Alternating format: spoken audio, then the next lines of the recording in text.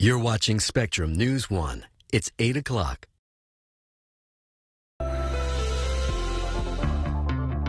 Hello, everyone. I'm Giselle Fernandez, and here is your Spectrum News 1 update. Multiple robberies in Orange County left 4 people dead on Wednesday. A 33-year-old male is suspected of stabbing 2 people to death in a Garden Grove apartment. And in Santa Ana, authorities say the suspect fatally stabbed a 7-Eleven security worker and a Subway restaurant employee. Immigration and Customs Enforcement executed one of its largest operations in U.S. history on Wednesday. 680 undocumented immigrants were detained in 6 separate communities in Mississippi. According to ICE, some immigrants have already been released. Rideshare drivers in El Monte could see a raise in their pay. City officials are set to draft an ordinance that would raise the minimum wage to $30 an hour. Studying the impact of that potential change is expected to take 4 months. And that's your Spectrum News 1 update.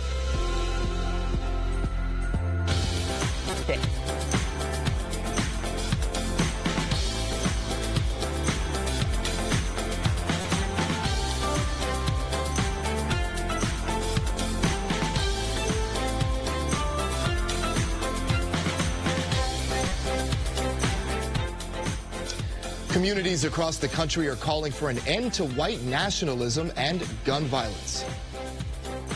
It's grotesque, isn't it? Yes. And sometimes it feels like those folks who are, promoting these ideas, it feels that they are untouchable, but they are not. Coming up, how Southern Californians are responding days after the tragedies in Texas and Ohio. Plus, he was 5 years old when he was the victim of a mass shooting. Coming up, the now 25-year-old visits the hospital where his life was saved and talks about recent shootings around the country.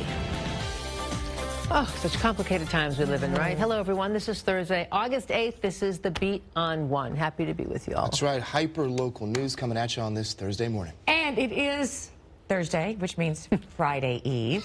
Also Bagel Thursday and here Bagel at the shop. Thursday. That's what you're really going to say. Stale Bagel Friday is actually even better because they toast better. But anyway, I digress. It's almost the weekend. That's only because you denied yourself Thursday and then you broke on Friday. I always do, too. But a sesame bagel, good. They're bad for you, but so good. Robert Santos, get us out of this bagel conversation. I'll give you the bagel. I'll give you the bagel update. I've been smelling it. Yeah, through the hall. So the delivery has happened. Yes. So it's waiting for us. But yeah, you're right, Lisa. Friday, even better. Yeah. Yeah, you just put in a napkin, steam it up a little bit, and then put it in the toaster. Okay. All right, Huntington Beach. I know a lot about that, Between right? the beauty tips and the cooking tips on the show, I know, can't right? even. But you taught me that about the day old bagels. Yeah. Bagels, take away wrinkles. Everything takes away wrinkles, right? So does cake and ice cream. Huntington Beach, look at this. It's cloudy right along the coast. They're finally taking everything down there from the Vans U.S. Open for surfing. And let me show you, contrast that with what we're seeing up in the mountains. And we're seeing sunshine there already. 78 degrees as we go into the lunch hour for downtown L.A., 3 p.m. 79. So the temperatures are going to be warm, but not too hot. 75 at 6 p.m. there. Look at our temperatures all across the area, starting off now first for Ontario, 67 there, 69 Anaheim, Lancaster about 77. And so our temperatures now dropping below average. So now we're looking at low 90s for Ontario instead of those upper 90s and triple digits that we experienced for 6 days. 81 for Anaheim. Okay, coming up at 20 after the hour, we're going to take a look at the 7-day extended, and you'll see how the temperatures drop even more as we head into that weekend that everyone's excited about. All right, now the news. Here's Giselle. Thank you very much, Robert. In Orange County, topping our news this Thursday, a community on high alert. 4 people dead, 2 injured in Garden Grove in random acts of violence that police are calling pure evil. Officials say the 33-year-old suspect was, quote, full of anger that he went on a stabbing spree while robbing a handful of homes and businesses during a 2-hour rampage. The alleged attacker and all the victims Latino. The suspect now in custody. Yesterday's brutal attack comes as the nation, as you know, is reeling from mass shootings in both Texas and Ohio, killing 31 people over the weekend. We head out to Garden Grove now, where our Vicki Nguyen has been on this story, and we understand the suspect in custody does have a police record. Is that right, Vicki? Good morning, Giselle. Yeah, that's right. Police officers told us last night that the man that they consider a suspect in this case, this crime spree, does have a police record. He has had multiple run-ins with the law, including with the Garden Grove Police Department, and he has also served time and has been on parole before. However, the police department was not able to disclose just what kind of convictions he has on his records. Now, the people in this neighborhood are starting to wake up, and they're walking out of their homes, and they're noticing that the police presence is still here, and that is because this crime spree occurred in 8 different locations between Garden Grove and Santa Ana, and so the Garden Grove Police Department will have to work with the Santa Ana Police Department to make sure that they have enough evidence and they collect everything that they can so they can turn that information over to the Orange County District Attorney's Office, where they're going to try this person, hopefully in court, to find some justice. Now, the reason why we're here is because the building right behind me, this apartment complex, is where the suspect lived, and not too far away from him were 2 people who were considered victims in this case who were found stabbed to death last night. And I actually found a woman out here who says that her husband was one of the people who died in this crime spree.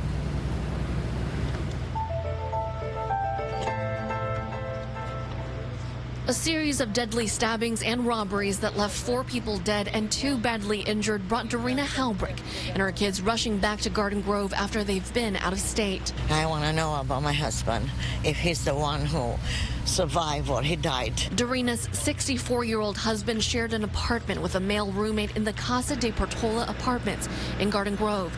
Detectives told her that her husband was one of the victims. I'm so shocked. I don't know what to say.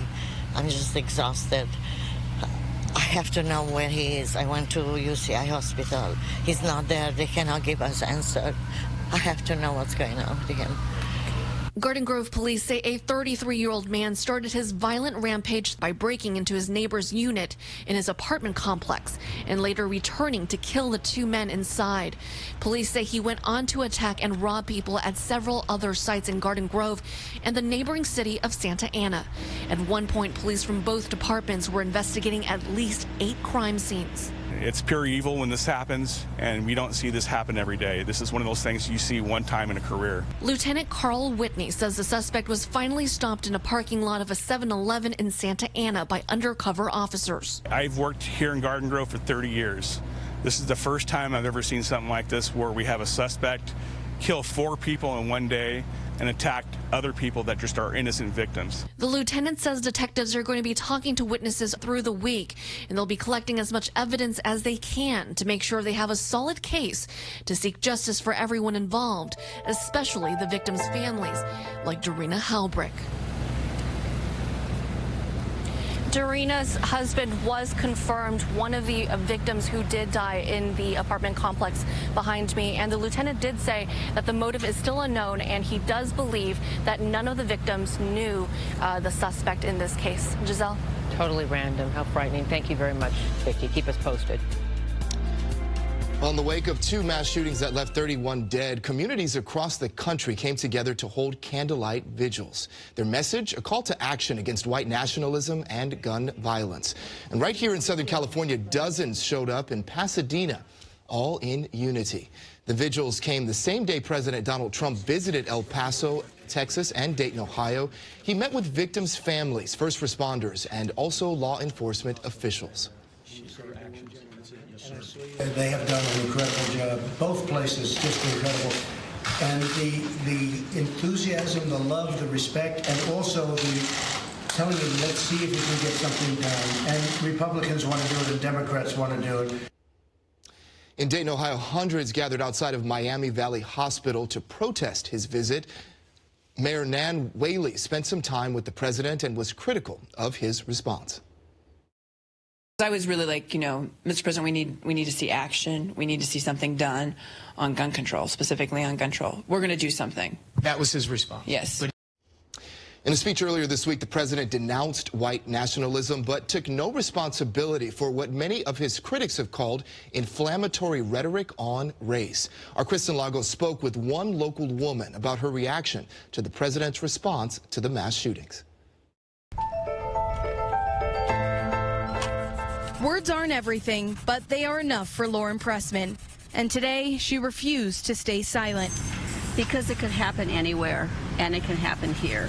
In the week after a pair of mass shootings left over 30 people dead across 2 cities, Pressman was busy getting ready, gearing up to host a candlelight vigil for the victims. Her community in Sierra Madre was one of almost 50 nationwide coming together in a call to action, sponsored by a number of grassroots organizations. That is to show the people in charge, Congress and the president, that we're not satisfied. Lauren said she's been on the verge of tears throughout the week, her heart aching for El Paso and for Dayton. Yes, she had other things to do this week, but none felt more important. There is nothing right now more important than coming together. And so she purchased hundreds of candles and about a dozen poster board. In the same day that President Trump visited the city still reeling after tragedy, Lauren got together supplies to make her own statement. She told me visiting and giving his condolences, it wasn't enough. Our standing on the corners or at our vigils today, these aren't empty. And so in contrast to his visits, yes, we don't have the control that he does, but we have a voice. This was something she and thousands of others could do, especially at a time where her own fears were running high. It is scary. People are scared. People have pretty much had enough. We had enough years ago. You'd think Sandy Hook would have changed laws, but it didn't. And so in addition to remembering and celebrating the lives lost, she is hoping for a change, lighting a candle and using her words to make even the smallest of difference. Of course, the tragedies like the mass shootings in El Paso, in Dayton, and right here in California at the Gilroy Garlic Festival are unfortunately too common today. This Saturday marks 20 years since a gunman opened fire at a Jewish community center in Granada Hills and then went on to kill a postal worker in Chatsworth. This week, one of the young victims of that attack went back to Providence Holy Cross Medical Center, to the very room where his life was saved. Our Terralyn Wagner has his story. 20 years ago, a young boy was brought to this hospital clinging to life, the victim of a mass shooting at the North Valley Jewish Community Center. I'm Terralyn Wagner in Mission Hills, where he's returned for the first time to meet one of the trauma nurses who helped save his life. It was a hug 20 years in the making. Ben Kadish was only 5 years old when he arrived at Providence Holy Cross Medical Center. No pulse, no blood pressure, and trauma nurse Kathy Carter helped save his life. I remember the day like it was yesterday. Thank God for you. Oh. Ben was at a day camp at the North Valley Jewish Community Center when a white supremacist opened fire. They saved my life in here. This is his first time back in the exact room where Kathy and the trauma team spent hours trying to stabilize him. Just thinking about being in here and being saved in this, in this room is a very surreal feeling. I stay in the ER for patients like you. Ben was too young to really remember the shooting, but over 2 decades, he's had to relive it time and again, mass shooting after mass shooting, each one hitting him in different ways. I feel sad for everyone that has to go through it and has to live the rest of their life with this on their back. I feel hurt that nobody's doing anything about guns. He also feels angry, and so does his mom. It makes me very angry that this happens continually. And again, we're blessed because our outcome, I have my son, but so many people are not going to have that person. Both Eleanor and Ben are very concerned about the current rhetoric in this country. There's always going to be hatred. I just can't imagine the level that it's risen to. This week, President Trump condemned racism and white supremacy, but Ben worries some of his own statements have allowed those factions to grow bolder. He's only giving them a megaphone to speak their feelings. It's a bad scenario. Now 25, Ben is studying real estate, but he also wants to help. Last November, he reached out to those impacted by the Borderline shooting and offered to do the only thing he could. Listen. Not everyone wants to listen to uncomfortable situations like that, and that's the hardest part. He hopes eventually those conversations will be a thing of the past. But until then, this survivor says he's all ears. Wow. One of the lucky ones. 20 years. Hard to believe it. Coming up next, head out to your communities for stories that affect you and your neighborhood. Stay with us. We'll be back.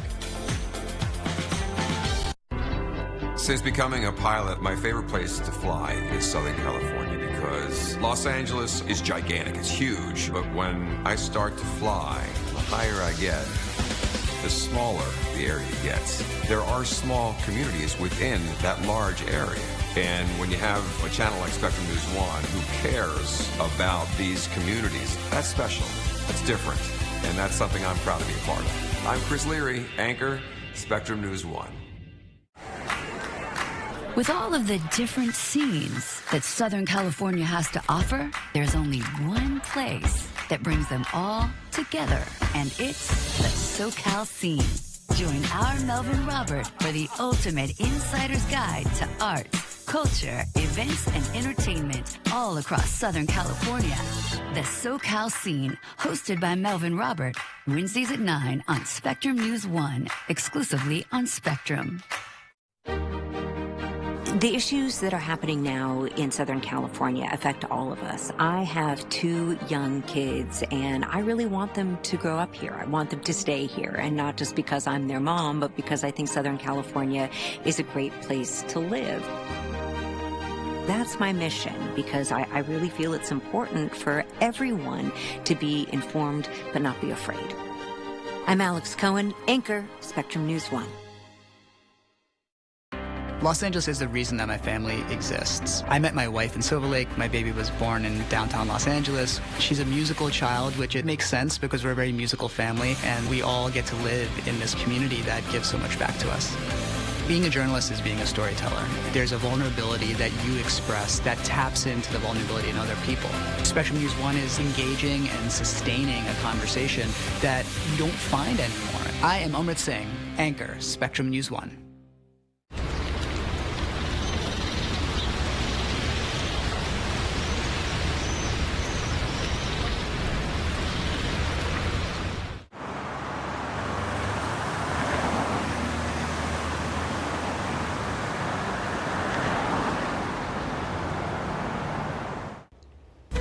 We call Thursday Friday's Eve.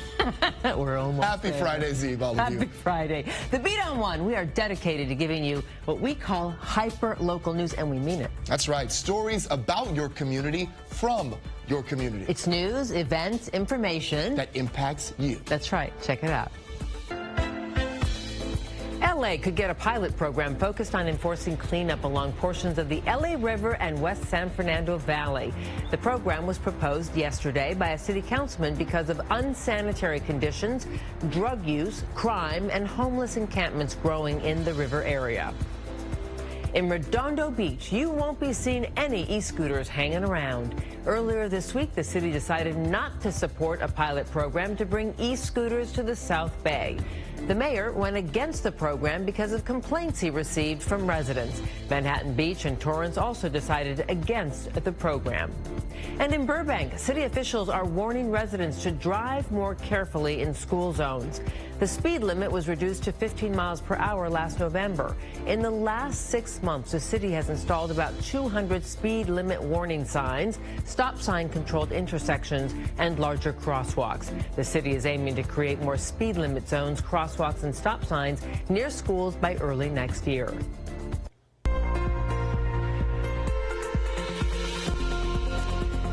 Temperatures continue to cool down on this Thursday. Hi there, Robert Santos in the Spectrum News 1 Weather Center. So we'll fall below average for downtown LA. We're going for 79 for that forecast high instead of 84 for the average. And 75 is the average for LAX. We are forecasting 70 degrees. So nice, not too hot. Sure, it's warm, but just not hot. We're not seeing hotter than average temperatures as we saw for 6 days in a row, mainly for our valleys and our Inland Empire cities. Beach forecast here, 70 degrees for LA County, 66 to 70 degrees in the water. Okay, downtown LA is going to be a nice day here. We've got the upper 70s there in the afternoon. See there right around 78 degrees for 3 o'clock. And then temperatures right around 6 will be around 75. We'll see some passing clouds, but for the most part, it's going to be mostly sunny out there. So yesterday we did have some monsoonal moisture come through and some cloud cover and even some lightning that came across parts of our valleys, San Fernando Valley, San Gabriel Valley, and out into the Antelope Valley. But that was it, pretty much just some dry lightning, maybe some drizzle out of it, but that was all. We don't see on the future cast some cloud cover coming across our mountains and deserts. Very little. Go partly sunny at the most. Okay, 69 for your temperature there in Malibu, so even dropping below the 70s there. If you're in the direct sunlight, it'll certainly feel good, but you could also feel that cool breeze, and that's why we're dropping there into the upper 60s. And then Santa Monica 72, LAX 71. We'll look at low 70s too for you in the Hermosa Beach. Torrance, you look at 77 for you. And then San Pedro, your high temperature getting up to about 74. Beverly Hills, about 78 degrees. Okay, let's look at the next 7 days here with the weekend in view, and you'll see we got some partly cloudy conditions with that morning cloud cover. And marine layer never really disappearing here. Trough of low pressure is really kind of what's helped bringing in that onshore flow, the cooler breeze here. 75 is the average. We get to that temperature Tuesday. Next week, warming up a little bit more. You could see it here better on the 7-day extended for the LA and OC Basin, so Beverly Hills, Carson. So upper 70s, then becoming low 80s, and then there you see Monday, Tuesday, Wednesday, still around basically that low to mid 80s range. Okay, back at the bottom of the hour with another forecast. Time now for a look at what's happening in our community, sponsored by the law offices of Jacob Emrani.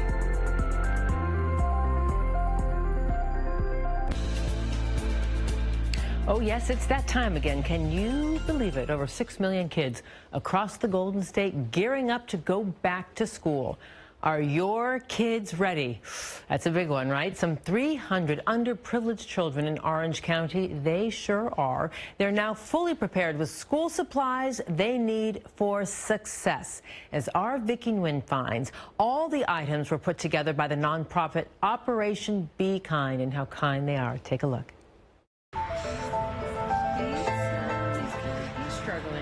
Kindness is a gift that everyone can afford to give. Sophia Nguyen is volunteering her time to write kind cards to children whose parents can't afford school supplies. It really allows me to put my energy into something that maybe a message that someone will see, and that it will really encourage them to do better or stay positive. Sophia is 17 years old, and for the last 2.5 years, she's been volunteering for Operation Be Kind, a nonprofit based in Garden Grove that has put together kind bags for homeless people, cancer patients, and underprivileged children. On this day, Sophia and the other volunteers are putting together 300 bags filled with school supplies for foster kids, homeless children, and students from low-income families in the Santa Ana and Garden Grove Unified School Districts. It's kind of crazy to think about how the social divide between neighboring communities or neighbors could be so different.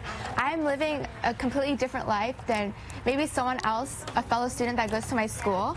And I think about that a lot, and I try to think of ways that I can help. Operation Be Kind now has an office and storage space, but its humble beginnings began in founder Janine Roundtree's backyard the morning after she came home from feeding homeless people in an encampment. We don't know how they ended up there or, what their situation is, but we just need to be kind to everyone. So I literally woke up the next morning and I said, I'm going to call it Operation Be Kind. Janine wanted to teach her own 6-year-old daughter how to be kind to others. To date, Operation Be Kind has donated about 15,000 bags, thanks to volunteers like Sophia and donors who believe that positive change can be made if we all chip in with small acts of kindness. Vicki Nguyen for us. Thank you, Vicki. Moving on now to our music beats, one of my favorite beats. 1 million people visit the Hollywood Bowl every single year. Did you know that? But tonight, 3 very talented visitors will be waiting with bated breath to see who will be called on stage to play Bach's double violin concerto with violin superstar Ray Chen and the Los Angeles Philharmonic. I mean, come on. Awesome, but no pressure, right? I'd be nervous. Our Christopher G spent some time with the only U.S.-based finalist to find out how it feels to be so close to performing at the legendary Hollywood Bowl. Summertime concerts with the LA Phil at the Hollywood Bowl are a Southern California classic. I'm Christopher G in Los Angeles. I'll tell you about an international competition that's brought 3 finalists right here to Los Angeles for the chance to play with violinist Ray Chen and the LA Phil live at the Hollywood Bowl. Over 800 entries from 73 countries, ages 6 to 76, have been whittled down to these 3 finalists for the Play with Ray competition. The finalists are Laura Kukkonen of Finland, Youngji Kim of South Korea, and the youngest at 13 years old, Adriana Beck of San Antonio, Texas, who said she learned about the competition from social media. I was like, hey Mom, look at this. This is awesome. And so it was just went on from there, and I talked to my teacher about it, and he was like, yeah, sure, do it. The finalists were flown to LA to attend master classes and to tour the city with Ray Chen before the winner is announced on stage at the Hollywood Bowl in front of 18,000 people. Each contestant had to send in an audition tape and write an essay about what inspires them musically. My goal when I am playing is to make the audience understand what I'm saying, like music is a language, because music really is a language. Adriana's mother, Kirsten, says music played an important role in her daughter's early development. She was having some difficulty with her speaking abilities, but says through music, Adriana found her voice. Adriana was so slow to learn to talk, and I wonder to myself, would she have really found her voice if she would not have had music? I feel that it's just a huge blessing and a huge benefit, because it's one of those things that just is like a springboard that gives her the energy to just like, okay, this is worth it. This is working. I want to keep going. Ray Chen, who came up with the idea for the competition, says it was difficult to choose just 3 finalists, but in the end, it was just one thing that was the deciding factor. I would still come back to the ability to communicate, because that's what really connects an artist, a musician, with the audience. But is Adriana nervous about the prospect of playing with a classical superstar in front of thousands of fans at the Hollywood Bowl? I love being in front of people. I just was like, oh, that's so exciting. Yes, I want to do that. 18,000 people, here I come. And although Ray will call only one of the 3 names at the Hollywood Bowl, Adriana already feels like a winner. Wow, that's so cool. Tickets are still available for tonight's show. They start at just $9, and the music begins at 8 p.m. They're all winners. That's right. They're all winners. And you know what you have to do? You got to go look up Chris Erskine, you know, our beloved columnist from the LA Times. Chris just did a piece on going to the free morning rehearsals that the LA Phil does at the Hollywood Bowl. So you can literally take a cup of coffee. I think it's a little early for wine. And never too early for it. It's 5 o'clock somewhere. You know, you can go in your sweats. You don't have to fight the traffic or pay for parking like you do at night. Yeah. And really enjoy the rehearsals. Isn't How fun is That's so awesome. Yeah. They do that too for the concerts, for the Into the Woods last week. You could go there for free at the Hollywood Bowl and check it out. Read Chris Erskine's piece. Yeah. Yeah. My family truly keeps me grounded. When I go out in the community, when I meet people, I carry that with me. Same thing when I'm anchoring or reporting. I think it's important that we get the right information, because the decisions